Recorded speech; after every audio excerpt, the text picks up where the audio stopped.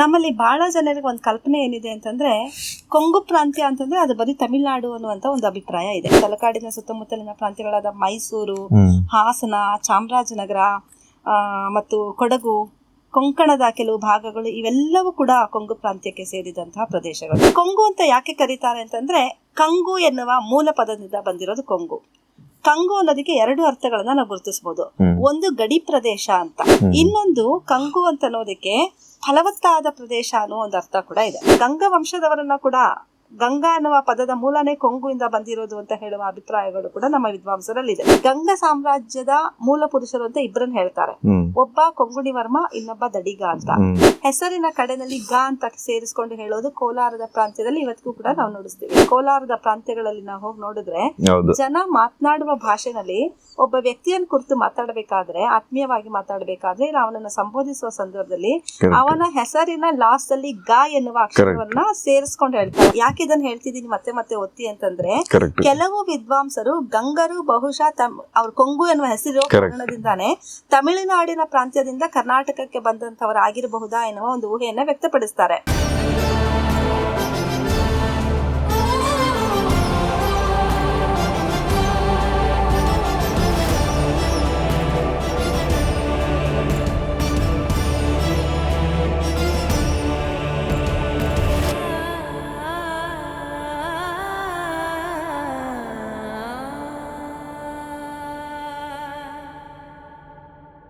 Madam ನಮಸ್ತೆ.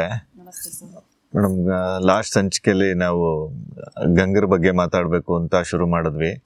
But ಕದಂಬರದು total ಮಯೂರವರ್ಮನಿಂದ ಒಂದು ಜರ್ನಿನ ಮಾತಾಡ್ಕೊಂಡ್ವಿ. ಪಲ್ಲವರು ಮತ್ತು ಕದಂಬರ ಸಂಘರ್ಷಗಳನ್ನ ಹೇಳ್ಕೊಂಡು ಬಂದ್ವಿ. ಅಂದರೆ ಕರ್ನಾಟಕ ಮತ್ತು ತಮಿಳುನಾಡಿನ ಒಂದು ರಾಜಕೀಯ ಇತಿಹಾಸಗಳನ್ನ ಮಾತಾಡ್ಕೊಂಡು ಬರ್ತಿದ್ವಿ. ಕರ್ನಾಟಕದಲ್ಲಿ ಹೇಗೆ ಮೇಲೆ ಒಂದು ಕೆಳಗೆ ಒಂದು ಡೈನೆಸ್ಟಿ ಬಿಗಿನಿಂಗಿಂದಲೂ ಕ್ಯಾರಿ ಆಗ್ತಾ ಬರ್ತಾವ ಸುಮಾರು 1000 ವರ್ಷಗಳ ಕಾಲ. ಆ ಟೈಮ್ ಲೈನ್ ನಾವು ಕದಂಬರನ್ನ ಮಾತಾಡಿದ್ವಿ. ಸೊ ಕದಂಬರ ಆದಮೇಲೆ ನಮಗೆ ಇಲ್ಲಿ ಗಂಗರು, ಆಗ ಅದೇ ಟೈಮ್ ಲೈನಲ್ಲಿ ಇದ್ದಂತಹ ಗಂಗರದ್ದು ಮಾತಾಡ್ತಾ ಇದ್ವಿ. ಸೊ ಈ ಗಂಗರ ಕಾಲ ಅಂತ ಬಂದಾಗ ನಮಗೆ ಸೇಮ್ ಕದಂಬರ ಟೈಮ್ ಲೈನೇ ನಾವು ಒಂದು 350 ನಂತರ ಹೇಳ್ತಾ ಬರ್ತೀವಿ. ಗಂಗರದ ರಾಜಧಾನಿಗಳು ಹಲವಾರನ್ನ ಹೇಳ್ತೀವಿ. ಸೊ ಮೊದಲು ಎಲ್ಲಿಂದ ಗಂಗರು ಶುರುವಾಗ್ತಾರೆ, ಗಂಗರದು ಏನು ಅನ್ನೋದನ್ನ ಶುರು ಮಾಡ್ಕೊಂಡು ಅಲ್ಲಿಂದ ಅವರ ಮತ್ತೆ ಚೋಳ ಸಂಘರ್ಷನ ಮಾತಾಡೋಣ ಅಂತ ಮೇಡಮ್ ಇವತ್ತು. ಖಂಡಿತ ಸರ್. ಮೇಡಮ್, ಅದರಲ್ಲಿ ಮೊದಲು ಗಂಗರು ಅಂತ ಬಂದಾಗನೇ ನಮಗೆ ಮೊದಲನೇ ರಾಜ ಅಂತ ನಾವು ಗಂಗರಲ್ಲಿ ಗುರ್ಸೋದು ಈ ಕೊಂಗುಣಿ ವರ್ಮ ಅಂತ ಕರೆದಾಗ, ಸೊ ಅಲ್ಲೇ ಒಂದು ಈ ಕೊಂಗುಣಿ ವರ್ಮ ಅನ್ನೋದ್ರಲ್ಲೇ ಈ ಕೊಂಗು ಅನ್ನೋ ಒಂದು ಪದ ಅಡಗಿದೆ. ಸೊ ಅಲ್ಲಿಂದಲೇ ಒಂದು ಗಂಗರದು ಶುರು ಆಗುತ್ತೆ, ಒಂದು ಕನ್ನಡದ ಇನ್ನೊಂದು ಅರಸಮನೆತನ. ಸೊ ಶುರು ಮಾಡಿದ್ರೆ ಹೇಗೆ ಹೇಳ್ಬೋದು ಮೇಡಮ್, ಎಲ್ಲಿದ್ರು ಗಂಗರು ಮೊದಲು, ಎಲ್ಲಿದ್ರು ಮೊದಲನೇ ರಾಜಧಾನಿ ಯಾವುದು, ಏನು? ಗಂಗರು ನಮಗೆ ಆರಂಭದಲ್ಲಿ ಕಾಣಿಸಿಕೊಳ್ಳೋದು ಕೋಲಾರ ಮತ್ತು ಸುತ್ತಮುತ್ತಲಿನ ಪ್ರಾಂತ್ಯಗಳಲ್ಲಿ. ಕೋಲಾರವನ್ನೇ ಅವರು ತಮ್ಮ ಮೊದಲನೇ ರಾಜಧಾನಿಯನ್ನಾಗಿ ಕೂಡ ಮಾಡಿಕೊಂಡಿದ್ದಾರೆ.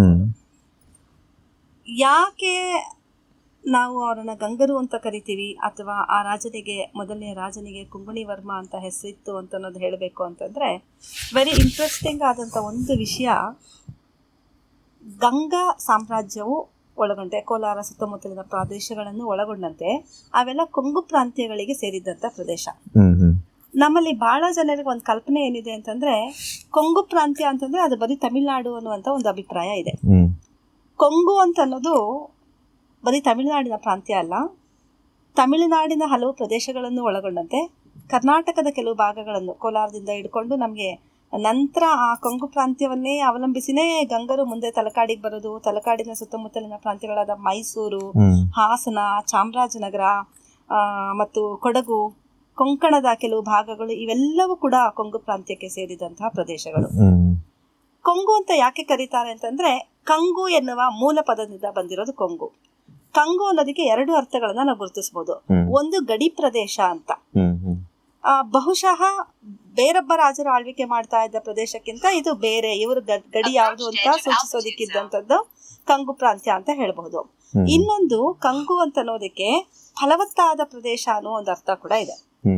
ಈ ಕಾವೇರಿ ತೀರ ಪ್ರದೇಶಗಳಿದೆಯಲ್ಲ, ಆ ಕಾವೇರಿ ತೀರದ ಉದ್ದಕ್ಕೂ ಕೂಡ ನಾವು ಈ ಕೊಂಗು ಪ್ರದೇಶವನ್ನು ಗುರುತಿಸಬಹುದು. ಅದನ್ನು ದಾಟಿ ಕೂಡ ಬೆಟ್ಟ ಗುಡ್ಡಗಳು ಇರುವಂತಹ ಹಸಿರುಮಯವಾಗಿರುವ ಪ್ರದೇಶವನ್ನ ಕೂಡ ಸೇರಿಸಿನೇ ಕೊಂಗು ಪ್ರಾಂತ್ಯ ಅಂತ ಹೇಳ್ತಾ ಇದ್ದು. ತಮಿಳುನಾಡಿನ ಪ್ರಾಚೀನ ಇತಿಹಾಸವನ್ನ ನಾವು ನೋಡೋದಾದ್ರೆ, ರಾಜಮನೆತನದ ಹಿನ್ನೆಲೆಯಲ್ಲಿ ಚೋಳ ಮಂಡಲ ಅಥವಾ ಪಾಂಡ್ಯ ಮಂಡಲ ಈ ರೀತಿ ರಾಜಮನೆತನಗಳ ಹೆಸರಿನಲ್ಲಿ ಕರೀತಾರೆ. ಆದ್ರೆ ಕೊಂಗು ಮಂಡಲ ಅಂತ ಕರೆಯೋದು ರಾಜಮನೆತನದ ಹೆಸರಿನಿಂದ ಅಲ್ಲ, ಅದು ಪ್ರಾದೇಶಿಕ ಅಥವಾ ಭೌಗೋಳಿಕ ಒಳಗೊಂಡಿರುವಂತ ಹೆಸರು. ಅದು ಆ ಕೊಂಗು ಮಂಡಲದ ಪ್ರಾಂತ್ಯಕ್ಕೆ ಸೇರಿದ್ದದೇ ಕರ್ನಾಟಕದ ಈ ಭಾಗಗಳು ಆಗಿದ್ವು. ತಮಿಳುನಾಡಿನ ಈರೋಡು, ಸೇಲಂ, ನಾಮಕ್ಕಲ್ ಮತ್ತು ದಿಂಡಿಗಲ್, ನೀಲಗಿರಿ ಪ್ರಾಂತ್ಯ, ಇವೆಲ್ಲ ಇನ್ನು ಕೊಯಮತ್ತೂರು, ಇವೆಲ್ಲವನ್ನು ಕೃಷ್ಣಗಿರಿ, ಧರ್ಮಪುರಿ, ಹೊಸೂರು, ಇವೆಲ್ಲವೂ ಕೂಡ ಕೊಂಗು ಪ್ರಾಂತ್ಯಕ್ಕೆ ಸೇರಿದ ಪ್ರದೇಶಗಳೇ ಆಗಿದ್ವು. ಇಲ್ಲಿ ನಾನೇನ್ ಹೇಳಕ್ ಬರ್ತಿದ್ದೀನಿ ಅಂದ್ರೆ ಕೇವಲ ತಮಿಳುನಾಡಿನ ಈ ಪ್ರಾಂತ್ಯಗಳನ್ನು ಮಾತ್ರ ಕೊಂಗು ಪ್ರದೇಶ ಅಂತ ಹೇಳೋದಕ್ಕಾಗಲ್ಲ, ಕರ್ನಾಟಕದ ಈ ಭೂಭಾಗವನ್ನು ಕೂಡ ಕೊಂಗು ಪ್ರಾಂತ್ಯನೇ ಅಂತ ಹೇಳ್ತಾ ಇದ್ರು. ಇಂತಹ ಕೊಂಗು ಪ್ರಾಂತ್ಯದಿಂದ ಬಂದಂತಹ ಅರಸನಾದ ಕಾರಣದಿಂದಾನೇ ಗಂಗರ ಮೊದಲ ರಾಜನಿಗೆ ಬಹುಶಃ ಕೊಂಗುಣಿ ವರ್ಮ ಅಂತ ಹೆಸರಾಗಿರ್ಬಹುದು. ವರ್ಮ ಅನ್ನೋದು ಕ್ಷತ್ರಿಯರನ್ನ ಮತ್ತು ರಾಜರನ್ನ ಆ ಕಾಲದಲ್ಲಿ ಕರೀತಾ ಇದ್ದಂತಹ ಒಂದು ಪದ. ಕೊಂಗು ಪ್ರಾಂತ್ಯದಿಂದ ಬಂದಂತಹ ರಾಜನಾದ ಕಾರಣದಿಂದಾನೇ ಇವನನ್ನ ಕೊಂಗುಣಿ ವರ್ಮ ಅಂತ ಹೇಳಿರ್ಬೋದು. ಮತ್ತು ಗಂಗ ವಂಶದವರನ್ನ ಕೂಡ, ಗಂಗಾ ಅನ್ನುವ ಪದದ ಮೂಲನೇ ಕೊಂಗುವಿಂದ ಬಂದಿರೋದು ಅಂತ ಹೇಳುವ ಅಭಿಪ್ರಾಯಗಳು ಕೂಡ ನಮ್ಮ ವಿದ್ವಾಂಸರಲ್ಲಿದೆ. ಆಡು ಮಾತಿನಲ್ಲಿ ಕೊಂಗು ಅಂತ ಅನ್ನೋದು ಕ್ರಮೇಣ ಅದು ಗೊಂಗು ಆಗಿ ಗೊಂಗು ಗಂಗಾ ಆಗಿರಬಹುದು ಎನ್ನುವಂತ ಒಂದು ಅಭಿಪ್ರಾಯ ಕೂಡ ಇದೆ. ಕರ್ನಾಟಕದಲ್ಲಿ ಇವತ್ತಿಗೂ ಕೂಡ ಗಂಗಟಿಕಾರ ಒಕ್ಕಲಿಗರು ಅಂತಂದ್ಬಿಟ್ಟು ಒಂದು ಜನಾಂಗವನ್ನ ನಾವು ನೋಡಬಹುದು. ಈ ಗಂಗಟಿಕಾರ ಒಕ್ಕಲಿಗರು ಬಂದಿರೋದು ಕೂಡ ಕೊಂಗು ಪ್ರಾಂತ್ಯದವರೇನೆ. ಬಹುಶಃ ಗಂಗವಾಡಿ ಪ್ರಾಂತ್ಯದಲ್ಲಿದ್ದವರು. ಗಂಗರ ಇಡೀ ಸಾಮ್ರಾಜ್ಯವನ್ನ ಗಂಗವಾಡಿ ಅಂತ ಕರಿತೀವಿ. ಆ ಗಂಗವಾಡಿ ಪ್ರಾಂತ್ಯದಲ್ಲಿದ್ದಂತಹ ಜನರಾದ್ದರಿಂದ ಅವರನ್ನ ಗಂಗವಾಡಿಕಾರರು ಆಡು ಮಾತಿನಲ್ಲಿ ರೂಪ ಬದಲಾವಣೆಯನ್ನು ಹೊಂದಿರಬಹುದು. ಹೀಗೆ ಪದಗಳು ಕಾಲದಿಂದ ಕಾಲಕ್ಕೆ ಬದಲಾವಣೆಯನ್ನು ಹೇಗೆ ಪಡ್ಕೊಳ್ತಾ ಹೋಗುತ್ತೋ ಆ ಹಿನ್ನೆಲೆನ ನಾವು ನೋಡ್ತಾ ಹೋದ್ರೆ ಗಂಗರ ಮೊದಲನೆಯ ರಾಜನಾದಂತಹ ಕೊಂಗುಣಿ ವರ್ಮನು ಕೂಡ ಕೊಂಗು ಪ್ರಾಂತ್ಯದಿಂದ ಬಂದಂತಹ ಅರಸ ಎನ್ನುವ ಅರ್ಥದ ಹಿನ್ನೆಲೆಯಲ್ಲಿ ಅವನನ್ನ ಕೊಂಗುಣಿ ವರ್ಮ ಅಂತ ಕರೆದಿರಬಹುದು. ಇದೇ ಸಂದರ್ಭದಲ್ಲಿ ನನಗೆ ನೆನಪಾಗುವ ಇನ್ನೊಂದು ವಿಷಯ, ಗಂಗ ಸಾಮ್ರಾಜ್ಯದ ಮೂಲ ಪುರುಷರು ಅಂತ ಇಬ್ಬರನ್ನ ಹೇಳ್ತಾರೆ. ಒಬ್ಬ ಕೊಂಗುಣಿ ವರ್ಮ, ಇನ್ನೊಬ್ಬ ದಡಿಗ ಅಂತ. ಇನ್ ಕೆಲವು ವಿದ್ವಾಂಸರು ಇವರಿಬ್ರು ಬೇರೆ ಬೇರೆ ಅಲ್ಲ, ಕೊಂಗುಣಿ ವರ್ಮನ ಹೆಸರೇ ದಡಿಗ ಆಗಿರಬಹುದು ಎನ್ನುವಂತ ಒಂದು ಅಭಿಪ್ರಾಯಕ್ಕೂ ಕೂಡ ಬರ್ತಾರೆ. ಅವರಿಬ್ಬರು ಬೇರೆಯವರಾಗಿದ್ರು ಸರಿ ಅಥವಾ ಇಬ್ಬರು ಒಂದೇ ಆಗಿದ್ರು ಸರಿ, ಈ ದಡಿಗ ಎನ್ನುವ ಹೆಸರಿನ ಹಿನ್ನೆಲೆಯನ್ನ ಕೂಡ ನಾವು ನೋಡಬಹುದು. ಈಗ ಇವತ್ತಿಗೂ ಕೋಲಾರ, ಮಾಲೂರು, ನರಸಾಪುರ, ಶ್ರೀನಿವಾಸಪುರ ಇತ್ಯಾದಿ ಕೋಲಾರದ ಪ್ರಾಂತ್ಯಗಳಲ್ಲಿ ನಾವು ಹೋಗಿ ನೋಡಿದ್ರೆ ಜನ ಮಾತನಾಡುವ ಭಾಷೆನಲ್ಲಿ ಒಬ್ಬ ವ್ಯಕ್ತಿಯನ್ನು ಕುರಿತು ಮಾತಾಡಬೇಕಾದ್ರೆ, ಆತ್ಮೀಯವಾಗಿ ಮಾತಾಡಬೇಕಾದ್ರೆ, ಇಲ್ಲ ಅವನನ್ನ ಸಂಬೋಧಿಸುವ ಸಂದರ್ಭದಲ್ಲಿ ಅವನ ಹೆಸರಿನ ಲಾಸ್ಟ್ ಅಲ್ಲಿ ಗ ಎನ್ನುವ ಅಕ್ಷರವನ್ನ ಸೇರಿಸ್ಕೊಂಡು ಹೇಳ್ತಾರೆ. ನೋಡಿರ್ಬೋದು. ಅವನು ಹೆಸರು ಕೃಷ್ಣ ಅಂತ ಆಗಿದ್ರೆ ಶಾರ್ಟ್ ಆಗಿ ಅವನ ಕಿಟ್ಟಿ ಅಂತ ಕರಿಬಹುದು. ಆ ಕಿಟ್ಟಿ ಅನ್ನೋದನ್ನ ಕಡೆ ಹೆಸರಾಗಿ ಗ ಅಂತ ಸೇರಿಸ್ಕೊತಾರೆ ನೋಡಿ. ಕಿಟ್ಟಿಗಾನ್ ಬಂದಿದ್ದ, ಹೋಗಿದ್ದೆ, ಸೀಲ್ಗಾನ್ ಮನೆಗೆ ಹೋಗಿದ್ದೆ, ನಿಖಿಲ ಅಂತ ಇದ್ರೆ ನಿಖಿಲ್ಗಾನ್ ಇವತ್ ಬಂದಿದ್ದ. ಹೀಗೆ ಹೆಸರಿನ ಕಡೆನಲ್ಲಿ ಗ ಅಂತ ಸೇರಿಸ್ಕೊಂಡು ಹೇಳೋದು ಕೋಲಾರದ ಪ್ರಾಂತ್ಯದಲ್ಲಿ ಇವತ್ತಿಗೂ ಕೂಡ ನಾವು ನೋಡಿಸ್ತೀವಿ. ಇದೇ ಹಿನ್ನೆಲೆಯಲ್ಲಿ ನೋಡಿದ್ರೆ ದಡಿಗ ಎನ್ನುವ ಹೆಸರಿನಲ್ಲಿರುವ ಗ ಕೂಡ ಒಬ್ಬ ವ್ಯಕ್ತಿಯನ್ನ ಕನ್ನಡಿಗರು ಕಡೆಯೋದಿಕ್ಕೆ ಇರ್ತಾ ಇದ್ದಂತಹ ಒಂದು ಪದ ಅಂತಾನೆ ನಾವು ಅಂದ್ಕೊಳ್ಬಹುದು. ದಡಿಗ ಅಂತಂದ್ರೆ ಅಜಾನುಬಾಹುವಾದಂತ ವ್ಯಕ್ತಿ ಅಥವಾ ದೃಢಕಾಯನ ಆದಂತಹ ವ್ಯಕ್ತಿ, ಎತ್ತರಕ್ಕಿರುವಂತಹ ಬಲಿಷ್ಠನಾದಂತಹ ವ್ಯಕ್ತಿ ಎನ್ನುವ ಅರ್ಥದಲ್ಲಿ ನಾವು ದಡಿಯ ಅಂತ ಹೇಳ್ತೀವಲ್ಲ, ಆ ದಡಿಯ ಅನ್ನೋದು ದಡಿಗ ಆಗಿ ಆ ಕಾಲದಲ್ಲಿ ಕರೆದಿರಬಹುದು. ಇದೇನನ್ನು ಸೂಚಿಸುತ್ತೆ ಅಂದ್ರೆ ಕೊಂಗುಣಿ ವರ್ಮನಾಗಿರ್ಲಿ ದಡಿಗ ಆಗಿರ್ಲಿ ತಮಿಳುನಾಡಿನ ಪ್ರಾಂತ್ಯದಿಂದ ಕರ್ನಾಟಕಕ್ಕೆ ಬಂದಂತವರಲ್ಲ. ಯಾಕೆ ಇದನ್ನ ಹೇಳ್ತಿದ್ದೀನಿ ಮತ್ತೆ ಮತ್ತೆ ಒತ್ತಿ ಅಂತಂದ್ರೆ, ಕೆಲವು ವಿದ್ವಾಂಸರು ಗಂಗರು ಬಹುಶಃ ಅವ್ರ ಕೊಂಗು ಎನ್ನುವ ಹೆಸರು ಕಾರಣದಿಂದಾನೆ ತಮಿಳುನಾಡಿನ ಪ್ರಾಂತ್ಯದಿಂದ ಕರ್ನಾಟಕಕ್ಕೆ ಬಂದಂತವರಾಗಿರಬಹುದಾ ಎನ್ನುವ ಒಂದು ಊಹೆಯನ್ನ ವ್ಯಕ್ತಪಡಿಸ್ತಾರೆ. ಅಂತಹ ಊಹೆಯನ್ನ ಮಾಡೋದಿಕ್ಕೆ ಅಗತ್ಯ ಇಲ್ಲ ಅಂತ ಅನ್ನುವುದನ್ನ ಹೇಳೋದಿಕ್ಕೋಸ್ಕರ ಕೊಂಗು ಪ್ರಾಂತ್ಯ ಅನ್ನೋದು ಕರ್ನಾಟಕಕ್ಕೂ ಸೇರಿದಂತಹ ಪ್ರಾಂತ್ಯ ಮತ್ತು ಅವರಲ್ಲಿರುವಂತಹ ಈ ಹೆಸರುಗಳ ಹಿನ್ನೆಲೆಯನ್ನ ಆಧರಿಸಿ ನೋಡಿದ್ರು ಕೂಡ ಗಂಗರು ಅಕ್ಷರಶಃ ಮೂಲತಃ ಕನ್ನಡಿಗ ಅರಸರೇನೆ, ಕನ್ನಡ ಮೂಲದಿಂದ ಬಂದಿರುವ ಅರಸರೇ ಎನ್ನುವುದ ಕಾರಣಕ್ಕೆ ನಾನು ಇದನ್ನ ಇಲ್ಲಿ ಪ್ರಸ್ತಾಪ ಮಾಡ್ತಾ ಇದ್ದೀನಿ. ಹಾಗೆ ನಾವ್ ಇಲ್ಲಿಗೆ ಬಂದಾಗ ನಾವು ಈ ಗಂಗರದು ಕೊಂಗಣಿ ವರ್ಮನಿಂದ ಶುರುವಾಗುವಂತ ಒಂದು ಜರ್ನಿ ನಾವು ನೋಡಿ ಹೇಳಿದ್ರಿ ನೀವು ಕೊಂಗನಾಡಿನ ಬಗ್ಗೆ.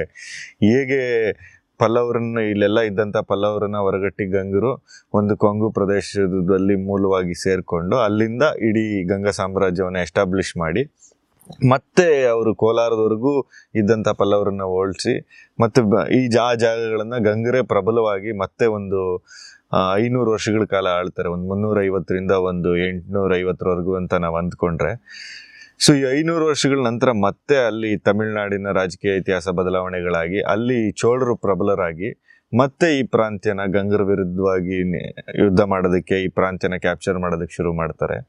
ಸೊ ಆ ಕಾಲಘಟ್ಟದಲ್ಲಿ ನಮಗೆ ರಾಷ್ಟ್ರಕೂಟರು ಮತ್ತು ಗಂಗರ ನಡುವಿನ ಸಂಘರ್ಷಗಳು ಅಥವಾ ಅವರಿಬ್ರು ಜೊತೆಯಾಗಿದ್ದು ಚೋಳರನ್ನ ಎದುರಿಸುವಂಥ ಕಾಲಘಟ್ಟನ ನೋಡ್ತೀವಿ.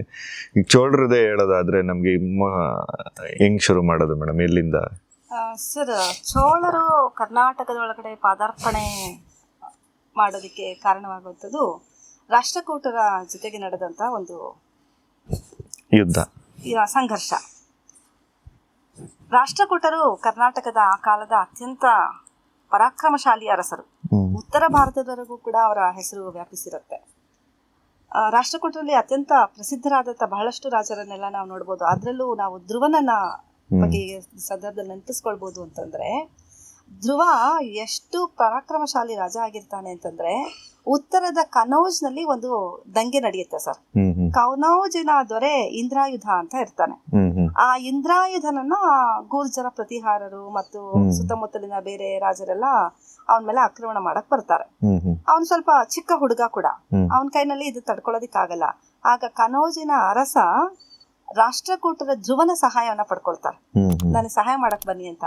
ಇಲ್ಲಿಂದ ಧ್ರುವ ತನ್ನ ಸೈನ್ಯವನ್ನ ತೆಗೆದುಕೊಂಡು ಹೋಗಿ ಕನೌಜಿನ ಅರಸನಿಗೆ ಸಹಾಯ ಮಾಡಿ ಅವನನ್ನ ಅಲ್ಲಿ ಮತ್ತೆ ಸಿಂಹಾಸನದ ಮೇಲೆ ಇವರನ್ನೆಲ್ಲ ಸೋಸಿ, ಗೂರ್ಜರ ಪ್ರತಿಹಾರರನ್ನ ಮತ್ತು ಅವರಿಗೆ ಸಪೋರ್ಟ್ ಮಾಡ್ತಾ ಇದ್ದ ಅಲ್ಲಿನ ಸ್ಥಳೀಯ ಪ್ರಾಂತ್ಯಾಧಿಕಾರಿಗಳನ್ನೆಲ್ಲ ಸೋಲಿಸಿ ಕನೌಜಿನ ಅರಸನಿಗೆ ಸಹಾಯ ಮಾಡ್ತಾನೆ. ಕನೌಜಿನ ಅರಸನಿಗೆ ಸಹಾಯ ಮಾಡಿದಾಗ ಆ ರಾಜ ಅವನಿಗೆ ಅಪರಿಮಿತ ಸಂಪತ್ತನ್ನ ಕೊಡ್ತಾನೆ. ತುಂಬಾ ಖುಷಿ ಆಗೋಗುತ್ತಲ್ಲ ಅವನ ಅಂತ ಅಂದ್ಬಿಟ್ಟು. ಆದ್ರೆ ಅವನ ಅದನ್ನ ತಗೊಂಡ್ ಬರೋದಿಲ್ಲ ಧ್ರುವ. ಅದನ್ನ ತೆಗೆದುಕೊಂಡ್ ಬರೋದಕ್ ಬದಲಾಗಿ ಅಲ್ಲೇನೆ ಉತ್ತರದಲ್ಲಿ 100 ದೇವಸ್ಥಾನಗಳನ್ನ ನಿರ್ಮಾಣ ಮಾಡ್ತಾನ. ಸೂಪರ್. ರಾಷ್ಟ್ರಕೂಟರ ಧ್ರುವ ಮತ್ತು ತಾನು ಅಲ್ಲಿ ಹೋಗಿ ಉತ್ತರದಲ್ಲಿ ದಿಗ್ವಿಜಯವನ್ನ ಮಾಡ್ಕೊಂಡ್ ಬಂದ ಸ್ಮರಣಾರ್ಥವಾಗಿ ಹಾಸನಕ್ ಬಂದು ಬೇಲೂರಿನಲ್ಲಿ ಒಂದು ಕೆರೆಯನ್ನ ನಿರ್ಮಾಣ ಮಾಡ್ತಾನೆ. ಆ ಕೆರೆಗೆ ತನ್ನ ಹೆಸರನ್ನ ಇಡ್ತಾನೆ. ಅದೇನೆ ದ್ವಾರ ಸಮುದ್ರ, ಧ್ರುವ ಸಮುದ್ರ ಅಂತ ಅದಕ್ಕೆ ಹೆಸರಿಡೋದು. ಆ ಧ್ರುವ ಸಮುದ್ರ ಕಾಲಕ್ರಮೇಣ ದ್ವಾರ ಸಮುದ್ರ ಆಗಿ ಹೆಸರು ಬದಲಾವಣೆ ಆಗೋಗ್ಬಿಡುತ್ತೆ. ಅದನ್ನ ವಿಜಯದ ಸಂಕೇತವಾಗಿ ಅವನು ಧ್ರುವ ಅನ್ಕೊಡೋದು. ರಾಷ್ಟ್ರಕೂಟರ ಮನೆತನದಲ್ಲಿ ಈ ತರ ತುಂಬಾ ಪ್ರಮುಖರಾದಂತ ಅರಸರು ಇರ್ತಾರೆ. ಅದ್ರಲ್ಲಿ 2ನೇ ಕೃಷ್ಣ, ಧ್ರುವನ ನಂತರ 2ನೇ ಕೃಷ್ಣ ಬರ್ತಾನಲ್ಲ, 2ನೇ ಕೃಷ್ಣ ಚೋಳರ ಆದಿತ್ಯನಿಗೆ ತನ್ನ ಮಗಳನ್ನ ಕೊಟ್ಟು ಮದುವೆ ಮಾಡ್ತಾನೆ. ಚೋಳ ಸಾಮ್ರಾಜ್ಯವನ್ನ ನಾವು 3 ಹಂತಗಳಲ್ಲಿ ನೋಡ್ತೀವಿ. ನಾವು ಕಳೆದ ಸಂಚಿಕೆಯಲ್ಲಿ ಕೂಡ ಇದನ್ನ ಮಾತಾಡಿದ್ವಿ. ಆರಂಭ ಕಾಲದ ಚೋಳರು, ಅದು ಸಂಗಮ್ ಕಾಲದಿಂದಾನು ಬರ್ತಾರೆ. ಸಂಗಮ್ ಕಾಲದ ಬಗ್ಗೆ ತುಂಬಾ ಚರ್ಚೆಗಳು ಇರಬಹುದು. ಆದ್ರೆ ಸಂಗಮ್ ಕಾಲ ಅಂತ ಅನ್ನೋದಂತೂ ಒಂದಿತ್ತು. ಆ ಕಾಲದಲ್ಲಿ ಚೋಳರು ಸಂಗಮ್ ಸಾಹಿತ್ಯಕ್ಕೆ ತುಂಬಾ ಸಹಾಯವನ್ನೆಲ್ಲ ಮಾಡಿದ್ದಾರೆ, ಪ್ರೋತ್ಸಾಹವನ್ನ ನೀಡಿದ್ದಾರೆ ಅನ್ನೋದೆಲ್ಲಾನು ಗೊತ್ತು ನಮ್ಗೆ. ಆ ಸಂಗಮ್ ಕಾಲದ ನಂತರ ಸ್ವಲ್ಪ ದಿನಗಳ ಕಾಲ ಚೋಳರ ಬಗ್ಗೆ ನಮ್ಗೆ ಹೆಚ್ಚಿನ ಮಾಹಿತಿಯನ್ನು ಗೊತ್ತಾಗಲ್ಲ. ನಂತರ 850 ನಂತರ ಮತ್ತೆ ಚೋಳರು ಪ್ರಾಬಲ್ಯಕ್ಕೆ ಬರ್ತಾರೆ. 850 ಬರ್ತಾರೆ ಅಂದ್ರೆ ಅದಕ್ಕಿಂತ ಹಿಂದೆ ಚೋಳರು ಇರ್ಲೇ ಇಲ್ಲ ಅಂತಲ್ಲ. ಸಣ್ಣ ಪುಟ್ಟ ಪ್ರಾಂತ್ಯಾಧಿಕಾರಿಗಳಾಗಿ ಅಲ್ಲಲ್ಲಿ ತಮ್ಮ ಆಡಳಿತವನ್ನ ಮಾಡ್ಕೊಂಡಿರ್ತಾರೆ. ಆದ್ರೆ 850 ಸುಮಾರಿಗೆ ಚೋಳರ ವಿಜಯಾಲಯ ಅನ್ನುವಂಥ ಒಬ್ಬ ರಾಜ ಇಡೀ ತಮಿಳುನಾಡನ್ನ ಆಕ್ರಮಣ ಮಾಡಿಕೊಂಡು ಚೋಳ ಸಾಮ್ರಾಜ್ಯವನ್ನ ಮತ್ತೆ ಪ್ರವರ್ಧಮಾನಕ್ಕೆ ತೆಗೆದುಕೊಂಡು ಬರ್ತಾನೆ. ಅವನೇನೆ ತುಂಬಾ ಪ್ರಮುಖವಾದಂತ, ಅಂದ್ರೆ ನಡುಗಾಲದ ಚೋಳರಲ್ಲಿ ಅಥವಾ ಮಧ್ಯಕಾಲೀನ ಚೋಳರಲ್ಲಿ ಪ್ರಮುಖವಾದಂತ ಮೊದಲನೇ ಅರಸ ವಿಜಯಾಲಯ ಚೋಳ ಅಂತ ನಾವು ಗುರುತಿಸ್ತೀವಿ. ಅಂದ್ರೆ ನಮ್ಗೆ ಹೆಚ್ಚಾಗಿ ದಾಖಲೆ ಸಿಗುವಂತ ಚೋಳರ ಕಾಲ ಅಂದ್ರೆ ಇದೇನೆ, ನಡುಗಾಲದ ಚೋಳರ ಕಾಲದೇನೆ ನಮಗೆ ಇತಿಹಾಸದಲ್ಲಿ. ಮತ್ತು ಚೋಳರು ಇಡೀ ಭಾರತದ ಪೂರ್ತಿ ಹೆಸರನ್ನ ಮಾಡಿಕೊಂಡು ಭಾರತದ ಆಚೆಗೂ ಕೂಡ ಹೋಗಿ ಹೆಸರು ಮಾಡಿ ಪ್ರಪಂಚದಲ್ಲೆಲ್ಲ ತಮಿಳುನಾಡಿನ ಹೆಸರನ್ನೆಲ್ಲ ಅವರು ಸಾರಿರುವಂತದ್ದು ಇಲ್ಲಿಂದ ನಂತರನೇ, ಇದರ ನಂತರನೇ ಅದೆಲ್ಲ ಬರುವಂತದ್ದು. ಈ ವಿಜಯಾಲಯ ಚೋಳನಿಗೆ 1ನೇ ಆದಿತ್ಯ ಅಂತ ಒಬ್ಬ ಮಗ ಇರ್ತಾನೆ. ಇವ್ರು ಈಗಷ್ಟೇನೆ ಚೋಳ ಸಾಮ್ರಾಜ್ಯವನ್ನ ಪ್ರವರ್ಧಮಾನಕ್ಕೆ ತರುವಂತಹ ಒಂದು ಕೆಲಸದಲ್ಲಿ ಕೈ ಹಾಕಿರುವುದರಿಂದ ಎಲ್ಲಾ ಕಡೆಗಳಲ್ಲೂ ಕೂಡ ಹೋಗಿ ಯುದ್ಧ ಮಾಡುವಂತ ಒಂದು ಮನಸ್ಥಿತಿಯನ್ನು ಉಳ್ಳವರು ಇವರು. ಯುದ್ಧ ಮಾಡಿ ಮಾಡಿ ಮಾಡಿ ತಮ್ಮ ಸಾಮ್ರಾಜ್ಯಕ್ಕೆ ಹೆಚ್ಚಿನ ಪ್ರದೇಶವನ್ನ ಸೇರಿಸ್ತಾ ಒಂದು ಪ್ರಬಲ ರಾಜವಂಶವಾಗಬೇಕು ಅನ್ನುವಂತಹ ಬಹುದೊಡ್ಡ ಕನಸನ್ನು ಹೊಂದಿದ್ದಂಥವರು ಅಪ್ಪ ಮಗ. ಯಾರು? ವಿಜಯಾಲಯ ಮತ್ತು 1ನೇ ಆದಿತ್ಯ. ಈ 1ನೇ ಆದಿತ್ಯನಿಗೆ ರಾಷ್ಟ್ರಕೂಟರ 2ನೇ ಕೃಷ್ಣ ತನ್ನ ಮಗಳನ್ನ ಕೊಟ್ಟು ಮದುವೆ ಮಾಡ್ತಾನೆ. ಹೇಗೆ ಕರ್ನಾಟಕದ ಇತಿಹಾಸವು ತಮಿಳುನಾಡಿನ ಇತಿಹಾಸವು ಒಂದರ ಒಳಗೆ ಒಂದು ಬೆರೆತು ಹೋಗಿರುತ್ತೆ, ಯುದ್ಧಗಳಿಗೂ ಮತ್ತು ಮೈತ್ರಿಗಳಿಗೂ ಕೂಡ ಈ ಸಂಬಂಧಗಳು ಹೇಗೆ ಕಾರಣವಾಗುತ್ತೆ ಅನ್ನೋದನ್ನ ನಾವು ಇಲ್ಲಿ ಸ್ವಲ್ಪ ಸೂಕ್ಷ್ಮವಾಗಿ ಗಮನಿಸಬೇಕು. ಕರೆಕ್ಟ್. 1ನೇ ಆದಿತ್ಯನಿಗೆ 2ನೇ ಕೃಷ್ಣ ತನ್ನ ಮಗಳನ್ನು ಕೊಟ್ಟು ಮದುವೆ ಮಾಡ್ತಾನೆ. 1ನೇ ಆದಿತ್ಯನ ಮರಣದ ತರುವಾಯ 1ನೇ ಆದಿತ್ಯನಿಗೆ 2 ಮಕ್ಕಳಿರ್ತಾರೆ. ಒಂದು ರಾಷ್ಟ್ರಕೂಟರ ಮಗಳಿಗೆ ಹುಟ್ಟಿದಂತ ಮಗ ಕನ್ನರದೇವ. ಕನ್ನರದೇವ ಹೆಸರು ನಮ್ಮೆಲ್ಲರಿಗೂ ಕೂಡ ಗೊತ್ತು, ಅವನು ಕನ್ನರದೇವ. ಇನ್ನೊಬ್ಬ ಪರಾಂತಕ. ಆದಿತ್ಯನ ಮರಣದ ನಂತರ ಪರಾಂತಕ ರಾಜ ಆಗೋಗ್ಬಿಡ್ತಾನೆ. ಆದ್ರೆ ರಾಷ್ಟ್ರಕೂಟರ 2ನೇ ಕೃಷ್ಣನ್ಗೆ ಅದಿಷ್ಟ ಆಗಲ್ಲ. ಯಾಕೆಂದ್ರೆ ತನ್ನ ಮಗಳಿಗೆ ಹುಟ್ಟಿರುವಂತಹ ಮೊಮ್ಮಗನಾದಂತಹ ಕನ್ನರದೇವ ರಾಜ ಆಗ್ಬೇಕು, ಚೋಳ ಸಾಮ್ರಾಧಿಪತಿ ಆಗ್ಬೇಕು ಅಂತ ಅನ್ನೋದು ಅವನಿಗಿಷ್ಟ. ಹಾಗಾಗಿ ಕನ್ನಡ ದೇವನಿಗೂ ಹಿಂದಿನ ಕಾಲದಲ್ಲಿ ಯುದ್ಧಗಳು ಒಂಥರ ಅಣ್ಣ ತಮ್ಮದ ತಂದೆ ಸತ್ತ ನಂತರ ಅಣ್ಣ ತಮ್ಮದರ ನಡುವೆ ರಾಜ್ಯಕ್ಕೋಸ್ಕರ ಯುದ್ಧಗಳಾಗ್ತಾ ಇದ್ದದ್ದು ಸಹಜವೇ. ಕನ್ನಡ ದೇವ ಮತ್ತು ಪರಾಂತಕರಿಬ್ಬರ ನಡುವೆ ಕೂಡ ವೈಮನಸ್ಯ ಬಂದಾಗ ಪರಾಂತಕ ರಾಜ ಆಗೋಗ್ತಾನೆ, ಆದ್ರೂ ಅವರಿಬ್ಬರ ನಡುವೆ ಒಂದು ವೈಮನಸ್ಯ ಇರುತ್ತೆ. ಈ ಸಂದರ್ಭದಲ್ಲಿ ಕನ್ನಡ ದೇವನ ಸಪೋರ್ಟಿಗೆ 2ನೇ ಕೃಷ್ಣ ಬರ್ತಾನೆ. ಬಂದು ಯುದ್ಧವನ್ನ ಮಾಡ್ತಾರೆ. ತಕ್ಕೊಲಂನಲ್ಲಿ ಒಂದು ಯುದ್ಧ ನಡೆಯುತ್ತೆ, ತುಂಬಾ ಭೀಕರವಾದಂತ ಯುದ್ಧ, ಕರ್ನಾಟಕದ ತುಂಬಾ ಫೇಮಸ್ ಆದಂತಹ ಭಯಂಕರವಾದ ತಕ್ಕೊಲಂ ಯುದ್ಧ. ನಮ್ಮ ಆತಕೂರು ಶಾಸನ ಕೂಡ ಇದನ್ನ ಪ್ರಸ್ತಾಪ ಮಾಡುತ್ತೆ, ನೋಡಿರಬಹುದು. ನಮ್ಗೆಲ್ಲರೂ ಕೂಡ ಗೊತ್ತಿರೋ ತುಂಬಾ ದೊಡ್ಡ ಯುದ್ಧ ಅಂತ ನಾವು ಕೇಳಿದೀವಿ. ಚೋಳರಿಗೂ ಅಷ್ಟೇ ಮತ್ತು ರಾಷ್ಟ್ರಕೂಟರಿಗೂ ಅಷ್ಟೇನೆ. ಆ ಸಂದರ್ಭದಲ್ಲಿ ರಾಷ್ಟ್ರಕೂಟರು ಬಹಳ ಹಿಂದೆಯಿಂದನೂ ಕೂಡ ಗಂಗರ ಜೊತೆ ಸಂಬಂಧ ಇಟ್ಕೊಂಡಿರ್ತಾರೆ. ಸೈನ್ಯದ ನೆರವು ಒಬ್ರಿಗೊಬ್ರು ಪರಸ್ಪರ ಕೊಡ್ತಾ ಇರ್ತಾರೆ. ಗಂಗರು ಯಾರ ಜೊತೆನೆಲ್ಲಾರು ಯುದ್ಧಗಳಾಯ್ತು ಅಂತಾರೆ, ರಾಷ್ಟ್ರಕೂಟರು ಅವ್ರ ನೆರವು ಬರ್ತಾರೆ. ಅಥವಾ ರಾಷ್ಟ್ರಕೂಟರು ಎಲ್ಲಾರು ಯುದ್ಧ ಮಾಡ್ಬೇಕು ಅಂತಂದ್ರೆ ಗಂಗರು ಕೂಡ ಹೋಗ್ತಾರೆ. ರಾಷ್ಟ್ರಕೂಟರು ಈಗಾಗಲೇ ಉತ್ತರ ಭಾರತಕ್ಕೆ ದಿಗ್ವಿಜಯಕ್ಕೆ ಹೋದ್ರು ಅಂತ ಹೇಳಿದ್ದಲ್ಲ, ಆ ಸಂದರ್ಭದಲ್ಲೂ ಕೂಡ ತಮ್ಮ ಸುತ್ತಮುತ್ತಲಿನ ಎಲ್ಲ ರಾಜರ ಸಹಾಯವನ್ನ ಪಡ್ಕೊಂಡೇನೆ ಯುದ್ಧಕ್ಕೆ ಹೋಗಿರುವಂತದ್ದು. ಹೀಗಾಗಿ ರಾಷ್ಟ್ರಕೂಟರಿಗೂ ಮತ್ತು ಗಂಗರಿಗೂ ಕೂಡ ತುಂಬಾ ಒಳ್ಳೆಯ ಬಾಂಧವ್ಯ ಇರುತ್ತೆ.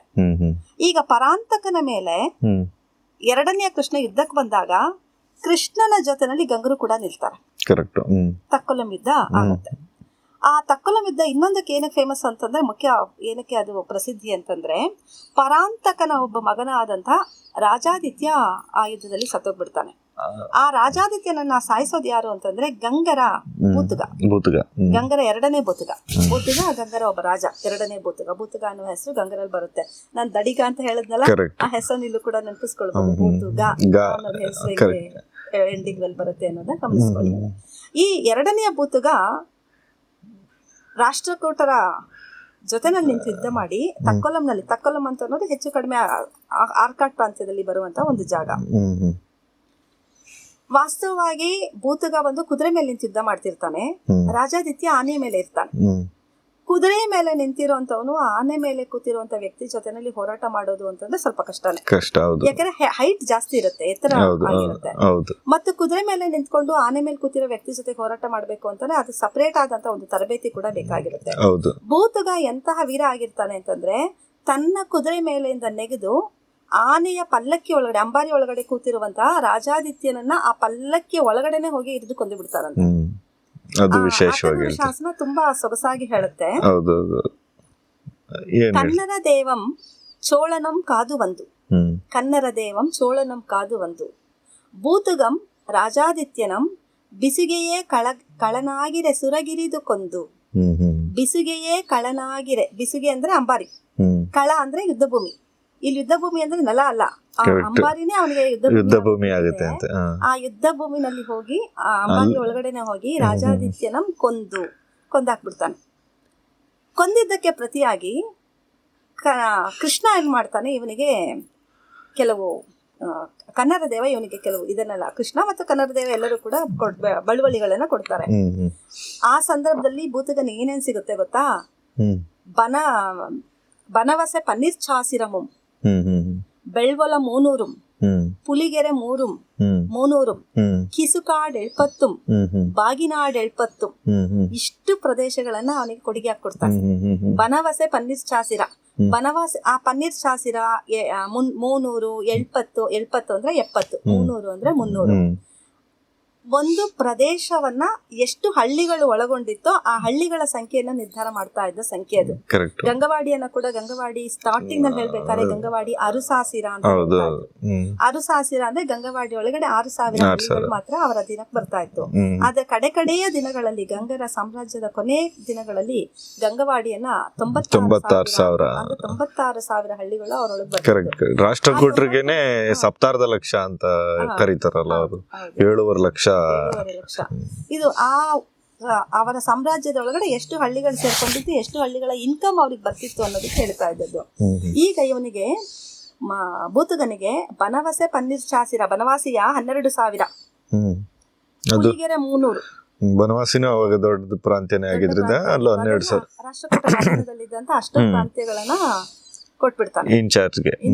ಅಂದ್ರೆ ಬಳುವಳಿಯಾಗಿ ಈ ಪ್ರಾಂತ್ಯ ಎಲ್ಲ ನಿನಗೆ ಸೇರಿದ್ ನೀನೇ ನೋಡ್ಕೊಂತ. ಹೀಗೆ ಯುದ್ಧಗಳಾದಾಗ ಸಂದರ್ಭದಲ್ಲಿ ಬಳುವಳಿಯಾಗಿ ತಿಳ್ಕೊಂಡಿರೋ ಪ್ರದೇಶಗಳನ್ನೆಲ್ಲ ಇವರೆಲ್ಲ ಸೇರಿಸ್ಕೊಳ್ತಾ ಗೆದ್ದಿದ್ ಮಾತ್ರ ಅಲ್ಲ, ಬಳುವಳಿಯಾಗಿ ಬಂದ ಪ್ರದೇಶಗಳು ಇವರು ಸೇರ್ತಾ ಹೋಗಿರೋದ್ರಿಂದ ಗಂಗವಾಡಿ ಮುಂದೆ 96,000 ಬೆಳೆಯೋದಕ್ಕೆ ಸಾಧ್ಯವಾಗುವಂತದ್ದು. ಇವೆಲ್ಲವನ್ನು ಸೇರಿಸ್ಕೊಂಡಂಗೆ ಗಂಗವಾಡಿಗೆ ಈ ಯುದ್ಧದಲ್ಲಿ ಗೆದ್ದಿದ್ದಕ್ಕೆ ಗಿಫ್ಟ್ ಆಗಿ ಅವನಿಗೆ ಬಂದಿರುವಂತದ್ದು ಬೂತಗನಿಗೆ. ಆಯ್ತಾ, ಈ ಬೂತಗನಿಗೆ ಒಬ್ಬ ಸೇನಾನಿ ಇರ್ತಾನೆ. ಆ ಸೇನಾನಿಯ ಹೆಸರು ಮಣಲೇರ. ಬೂತಗ ಗಂಗರು ಬಂದು ರಾಷ್ಟ್ರಕೂಟರಿಗೆ ಸಹಾಯ ಮಾಡುತ್ತಾರೆ. ಆದ್ರೆ ಗಂಗರ ತಾನೇ ಒಬ್ಬ ಸೇನಾನಿ ಇದ್ದಾನೆ, ಅವನ ಹೆಸರು ಮಣಲೇರ ಅಂತ. ಅವನು ಕೂಡ ಯುದ್ಧದಲ್ಲಿ ತುಂಬಾ ಚೆನ್ನಾಗಿ ಹೋರಾಟ ಮಾಡಿರ್ತಾನೆ. ರಾಜಾದಿತ್ಯನ ವಿರುದ್ಧ ಅವನ್ ಕೊಲ್ಲೋದಿಕ್ಕೆ ಇವನ ನೆರವು ಕೂಡ ಇರುತ್ತೆ. ಹಾಗಾಗಿ ಕೃಷ್ಣ ಏನ್ ಮಾಡ್ತಾನೆ, ಇವನನ್ನ ಕೇಳ್ಕೊಳ್ತಾನೆ, ನಿನ್ಗೇನ್ ಬೇಕು ಕೇಳು, ನೀನ್ ಕೇಳಿದ್ದನ್ ಕೊಡ್ತೀನಿ ಅಂತ. ಆ ಮಣಲೇರ ಏನ್ ಬೇಕಾದ್ರೂ ಕೇಳ್ಬೋದಿತ್ತು, ಆದ್ರೆ ಅವ್ನ್ ಕೇಳೋದು ನಿನ್ನ ಹತ್ರ ಇರುವ ಕಾಳಿ ಎನ್ನುವ ನಾಯಿಯನ್ನ ನನಗ್ ಕೊಡು ಅಂತ ಹೇಳ್ತಾನೆ. ಅದು ಯುದ್ಧ ಮತ್ತು ಬೇಟೆಯ ಸಂದರ್ಭದಲ್ಲಿ ಬಳಸ್ತಾ ಇದ್ದಂತ ಒಂದು ನಾಯಿ. ಅದು ತುಂಬಾ ದೊಡ್ಡ ಗಾತ್ರದ ನಾಯಿ ಮತ್ತು ತರಬೇತಿಯನ್ನ ತೆಗೆದು ರಾಜನ ಹತ್ರ ಇದ್ದಂತ ನಾಯಿ ಕಾಳಿ. ಆ ನಾಯಿಯನ್ನ ಇವನು ಬೇಡಿ ತೆಗೆದುಕೊಳ್ತಾನೆ. ರಾಜನ ಹತ್ರ ಅದನ್ನ ತೆಗೆದುಕೊಳ್ತಾನೆ. ಒಂದ್ ಸಿನಿಮಾ ಸೀನ್ ತರ ಇದು, ಹಂಗ ಹೇಳಕ್ ಹೋದ್ರೆ ಅವ್ನ್ ಎಷ್ಟೋ ವರ್ಷದಿಂದ ಮೋಸ್ಟ್ಲಿ ನೋಡ್ತಾ ಇದ್ದ ಅನ್ಸುತ್ತೆ, ರಾಜನ ಹತ್ರ ಇದ್ದಿದ್ದು ನಾಯಿ. ಆ ನಾಯಿನ ಅವನ್ ಪ್ರಾಣಿ ಪ್ರೇಮಿ ಆಗಿದ್ದು, ಪ್ರಾಣಿ ಪ್ರೇಮಿ ಮತ್ತು ಆ ನಾಯಿ ಅಷ್ಟ್ ಚೆನ್ನಾಗಿ ಬೇಟೆ ಆಡೋದೆಲ್ಲ ನೋಡಿರ್ತಾನೆ. ನನ್ನ ಜೊತೆ ಇದ್ರೆ ಇದು ನನಗೆ ಅನುಕೂಲ ಆಗಿರುತ್ತೆ ಅಂತ ಅನ್ಸುತ್ತೆ ಅವನಿಗೆ. ಹಾಗಾಗಿ ನಾಯಿಯನ್ನು ಕೇಳಿ ತೆಗೆದುಕೊಳ್ತಾನೆ. ಕೃಷ್ಣನ ಹತ್ರ ಅದನ್ನ ತೆಗೆದುಕೊಳ್ಳೋದ್ರ ಜೊತೆಗೆ ಬೂತಗ ಕೂಡ ಅವನಿಗೆ ಆತುಕೂರು 12. ಇವಾಗ ಈ ಶಾಸನ ಸಿಕ್ಕಿರೋದು ಆತುಕೂರದಲ್ಲೇ. ಆ ಆತುಕೂರು ಕೂಡ ಒಂದು ಪ್ರಮುಖವಾದಂತ ಪ್ರದೇಶವಾಗಿತ್ತು. ಆತುಕೂರಿನ ಜೊತೆ 12 ಹಳ್ಳಿಗಳಿದ್ದು, ಹಳ್ಳಿಗಳ ಹೆಸರು ಕೂಡ ಆತುಕೂರು ಶಾಸನದಲ್ಲಿ ನಮಗೆ ಸಿಗುತ್ತೆ. ಈ ಆತುಕೂರು 12 ಮತ್ತು ಇನ್ನೊಂದು ಕಾಡೆಯೂರು ಅಂತ ಯಾವ್ದೋ ಒಂದು ಊರನ್ನ ಕೂಡ ಸೇರಿಸಿ ಬೂತಗನು ಕೊಡ್ತಾನೆ ಅವನ ಸೇನಾನಿಗೆ. ಇಬ್ಬರ ಹತ್ರನೂ ಅವನ್ನ ತೆಗೆದುಕೊಳ್ತಾರೆ, ಬೂತಗನು ಕೂಡ ಕೊಡ್ತಾನೆ. ಇದು ಎಷ್ಟು ಇಂಪಾರ್ಟೆಂಟ್ ಯುದ್ಧ ಅಂತಂದ್ರೆ ದಕ್ಷಿಣ ಭಾರತದ ಒಂದು ರಾಜಕೀಯ ಚಿತ್ರವನ್ನೇ ಬದಲಿಸಿದಂತಹ ಒಂದು ಯುದ್ಧ ಆಗಿರುತ್ತೆ. ಚೋಳರ ಆಗಷ್ಟೇ ಪ್ರವರ್ಧಮಾನಕ್ಕೆ ಬರ್ತಾ ಇದ್ದ ವಿಜಯಾಲಯ, ಆದಿತ್ಯ, ಪರಾಂತಕ 3 ಜನ ಆಗಿರೋದು. ಆ 3 ಜನನೇ ಸಾಮ್ರಾಜ್ಯ ಅಷ್ಟು ವಿಸ್ತಾರ ಮಾಡಿದ್ರು ಆಲ್ರೆಡಿ. ಬಹಳಷ್ಟು ಪ್ರದೇಶಗಳ ತಮ್ಮ ವ್ಯಾಪ್ತಿನಲ್ಲಿ ತೆಗೆದುಕೊಂಡಿರ್ತಾರೆ. ಅಂತಹ ಚೋಳರನ್ನ ರಾಷ್ಟ್ರಕೂಟರು ಸೋಲಿಸಿ ಚೋಳರ ಕಂಚಿ ಮತ್ತು ತಂಜಾವೂರು ಎಲ್ಲ ಪ್ರಾಂತ್ಯವನ್ನ ಕೂಡ ತೆಗೆದುಕೊಳ್ತಾರೆ. ಆ ತಕ್ಕೊಲಂನಲ್ಲಿ ನಡೆದ ಯುದ್ಧ ಇಡೀ ಭಾರತದಲ್ಲಿ ಆ ಕಾಲದಲ್ಲಿ ಅತ್ಯಂತ ಪ್ರಸಿದ್ಧವಾದಂತಹ ಮತ್ತು ಎರಡೂ ಸಾಮ್ರಾಜ್ಯಗಳ ಇತಿಹಾಸವನ್ನ ಒಂದು ನಿರ್ಣಾಯಕ ಘಟ್ಟಕ್ಕೆ ತೆಗೆದುಕೊಂಡು ಬಂದಂತಹ ಯುದ್ಧ ಅಂತ ಹೇಳ್ಬೋದು. ಈ ಶಾಸ್ತ್ರ ಎಷ್ಟು ಚೆನ್ನಾಗಿ ಸೊಗಸಾಗಿ ಆ ಸಾಲುಗಳನ್ನ ವರ್ಣನೆ ಮಾಡುತ್ತೆ ಅಂತಂದ್ರೆ, ಕನ್ನಡ ದೇವಂ ಚೋಳನಂ ಕಾದು ಒಂದು, ಬೂತುಗಂ ರಾಜಾದಿತ್ಯನಂ ಬಿಸುಗೆಯೇ ಕಳನಾಗಿರೆ ಸುರಗಿರಿದು ಕೊಂದು, ಬನವಸೆ ಪನ್ನೀರ್ಚಾಸಿರಮುಂ ಬೆಳ್ವೊಲ 300, ಪುಲಿಗೆರೆ 300, ಕಿಸುಕಾಡ್ 70, ಬಾಗಿನಾಡ್ 70 ಮೆಚ್ಚುಗೊಂಡಂ. ಮಣಲೆರನು ಕೂಡ ತಕ್ಕೊಲಂನಲ್ಲಿ ನಡೆದಂತಹ ಈ ಯುದ್ಧದಲ್ಲಿ ಇವನ್ ಜೊತೆನಲ್ಲಿ ಭಾಗವಹಿಸಿ ವೀರಾವೇಶದಿಂದ ಹೋರಾಡಿರೋದ್ರಿಂದ ಅದನ್ನ ನೋಡಿರುವಂತ ಕೃಷ್ಣ, ನಿನಗೇನ್ ಬೇಕು ಕೇಳು, ನಾನು ಕೊಡ್ತೀನಿ ಅಂತ ಹೇಳ್ತಾರೆ. ಇವನ್ ಏನ್ ಬೇಕಾದ್ರೂ ಕೇಳ್ಬೋದಿತ್ತು, ಆದ್ರೆ ಇವನ್ ಕೇಳುವಂತದ್ದು ರಾಜನ ಹತ್ರ ಇರುವಂತ ಕಾಳಿ ಎನ್ನುವಂತ ಒಂದು ನಾಯಿ. ಇವನು ತನ್ನ ಪ್ರೀತಿ ಪಾತ್ರವಾದಂತ ನಾಯಿ ಸತ್ತೋಯ್ತಲ್ಲ ಅನ್ನುವ ಕಾರಣಕ್ಕೆ ಆ ನಾಯಿಯನ್ನ ಅಲ್ಲೇ ಸಮಾಧಿ ಮಾಡಿ, ಆ ಸಮಾಧಿಯ ಮೇಲೆ ಒಂದು ದೇವಸ್ಥಾನವನ್ನ ಕೂಡ ಕಟ್ಟಿ, ಚಲ್ಲೇಶ್ವರ ದೇವಸ್ಥಾನ ಅಂತ ಒಂದು ದೇವಸ್ಥಾನ ಆತುಕೂರಲ್ಲಿದೆ. ಆ ದೇವಸ್ಥಾನ ಈ ತಕ್ಕೊಲಂ ಯುದ್ಧ ಚೋಳರು ಸುಮಾರು 40 ವರ್ಷಗಳ ಕಾಲ ತಮಿಳುನಾಡಿನಲ್ಲಿ ಮತ್ತೆ ತಲೆ ಎತ್ತೋದಕ್ಕೆ ಸಾಧ್ಯನೇ ಆಗದೇ ಇರುವಂತ ಒಂದು ನಿರ್ಣಾಯಕ ಯುದ್ಧ ಆಗೋಗ್ಬಿಟ್ಟು. ಆ ಶಾಸನ ಬಂದು ಇವತ್ತು ನಮ್ಮ ಮ್ಯೂಸಿಯಂ ನಲ್ಲಿದೆ. ಹಂದಿ ಚಿತ್ರದ ಮೇಲೆ ಒಂದು ನಾಯಿ ಮತ್ತು ಹಂದಿ ಎರಡನ್ನೂ ಹೋರಾಟ ಮಾಡ್ತಾ ಇರೋಂಗಿರುತ್ತೆ. ಸಾಮಾನ್ಯವಾಗಿ ಕಾಡು ಹಂದಿಗಳು ಅಂತಾನೆ ಹಂದಿಗಳ ಗಾತ್ರನೇ ದೊಡ್ಡದಿರೋದು ಅದೇ. ಹೌದು. ಆದ್ರೆ ಈ ಶಾಸನದಲ್ಲಿ ಹಂದಿಗಿಂತ ನಾಯಿ ಗಾತ್ರನೇ ದೊಡ್ಡದಿರುತ್ತೆ. ಹಂದಿ ಕೆಳಗಡೆ ನಾಯಿ ಸ್ವಲ್ಪ ಮೇಲಿದೆ, ಹಂದಿ ಸ್ವಲ್ಪ ಕೆಳಗಡೆ ಬರುತ್ತೆ. ಕೃಷ್ಣ ಆ ಸಂದರ್ಭದಲ್ಲಿ ತಂಜೈಕೊಂಡ ಅನ್ನುವಂತಹ ಬಿರುದನ್ನು ಧರಿಸೋದ್ರ ಜೊತೆಗೆ ತಮಿಳುನಾಡಿನಲ್ಲಿ ತನ್ನ ಆಡಳಿತಾಧಿಕಾರಿಗಳನ್ನಾಗಿ ನೇಮಕ ಮಾಡಿ ಅಲ್ಲಿ ಆಡಳಿತವನ್ನು ಮಾಡ್ತಾನೆ. ಸುಮಾರು 35-40 ವರ್ಷಗಳ ಕಾಲ ಇಡೀ ತಮಿಳುನಾಡು ಕೃಷ್ಣನ ಅಧೀನದಲ್ಲಿರುತ್ತೆ.